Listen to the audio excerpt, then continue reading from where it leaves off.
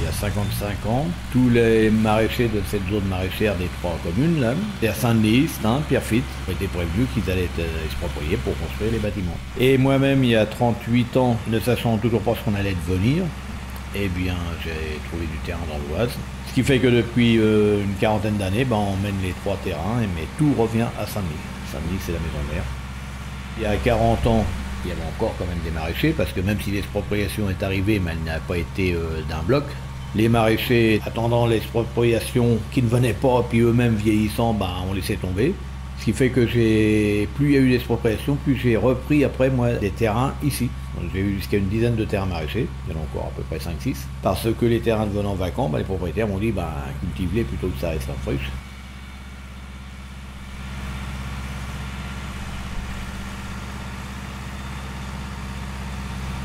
On a vu aussi bien les tours se monter, on a vu les nouveaux arrivants.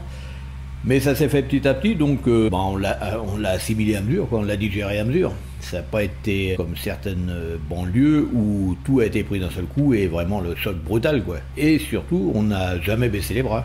On a toujours tenu à rester ici, à Saint-Denis. Mais on a eu la chance surtout que la ville de Saint-Denis a racheté à notre ancien propriétaire, puisqu'elle avait son droit de préemption, elle l'a pris. Il y a même eu des promoteurs qui étaient venus nous voir pour qu'on laisse tomber l'affaire, comme on dit, mais comme je leur avais dit, moi non, les promoteurs, c'est pas votre argent, j'ai besoin, c'est du terrain pour travailler. Et donc on a attendu, et là la ville a repris l'ensemble.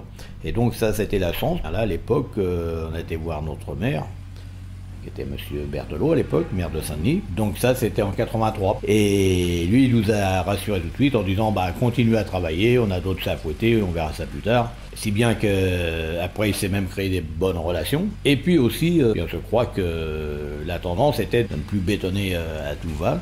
Donc il y a eu un moment, ils m'ont dit, quand on sera là, on te gardera.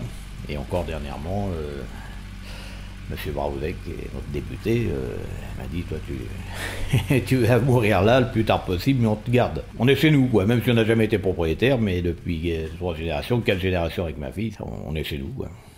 Alors ça ne durera pas éternellement, bien sûr, comme nous, mais pour l'instant, c'est comme ça.